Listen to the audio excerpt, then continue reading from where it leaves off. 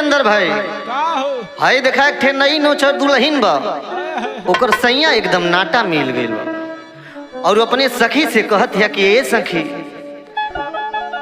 हाई सेज पे तो हमार जियान हो जाता। कैसे कहतिया वो औरतिया कैसे?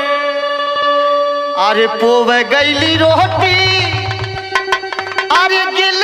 भइले आटा अरे पोवे गईली रोटी अरे गिल भइले आटा अरे सखी हमके मिलल बाबा मुआ बड़ा नाटा सखी हमके मिलल बाबा मुआ बड़ा नाटा सखी हमके मिलल बाबा लंका बड़ा नाटा सखी हमके मिलल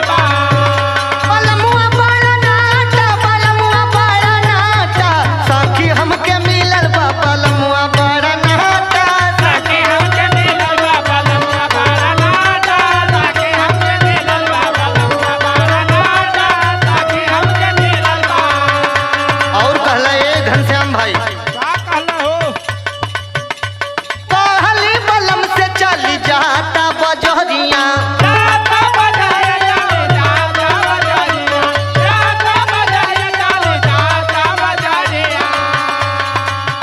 अरे कुछ लेके आवा सजावा से जरिया सजावा सजारिया सजावा सजारिया सजावा सजारिया सजावा सजारिया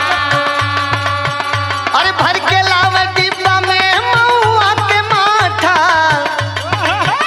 और भर के लावे डिब्बा में महुआ के माठा सखी हमके मिलल बाबा लमुआ बड़ा नाटा सखी हमके मिलल बाबा लंका बड़ा नाटा सखी हमके मिलल बाबा लंका बड़ा नाटा सखी हमके मिलल बा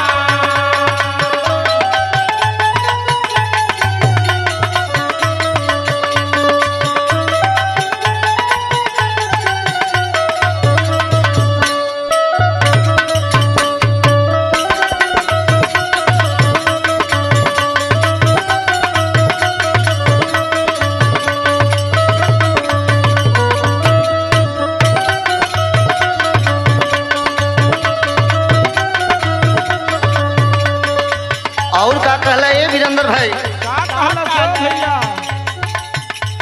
घरवा में लाई कूलर तू लगाए दा कुलारा तू लगाएगा कुलारा तू लगाएगा कुलारा तू लगाएगा कुलारा तू लगाएगा